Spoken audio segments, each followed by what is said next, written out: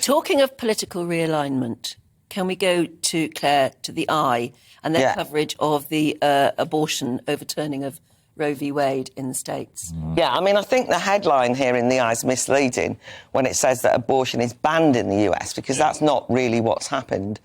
However, it is the case that women's rights have been set back by this decision.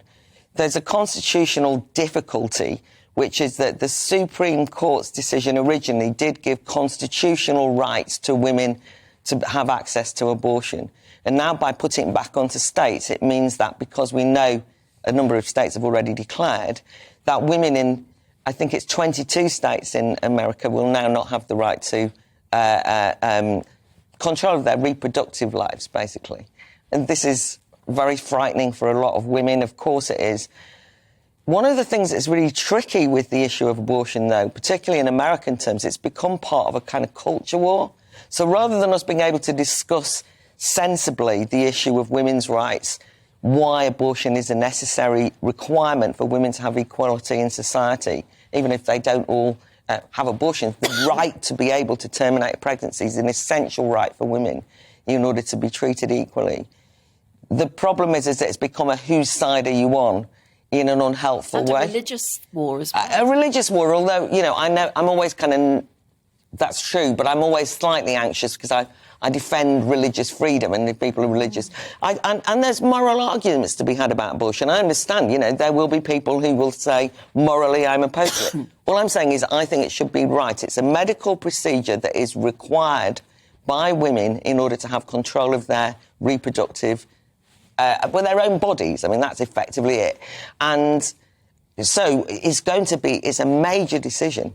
But it's also not helped by this culture wars atmosphere in relation to it, where you're not discussing it rationally. It becomes a kind of whose side are you on? Well, even down to the fact that the justices who made the decision in the last couple of days have to interpret the law around it. And their interpretation is that the Constitution doesn't actually give women the right to abortion. The word abortion doesn't appear in the Constitution. No, that's right.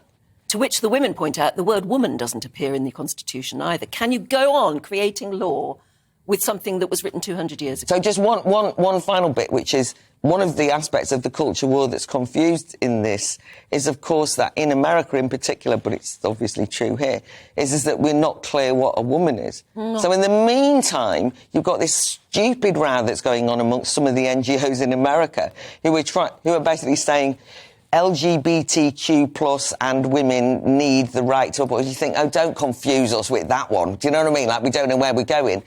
This is a fundamental woman's right, which I think needs to be fought for. I really hope that this does not come into the UK in terms of the culture war aspect of it. Yes. And in fact, the liberalised atmosphere around abortion in this country has made it almost like a depoliticised issue, which is exactly what it should be. Okay. That's it.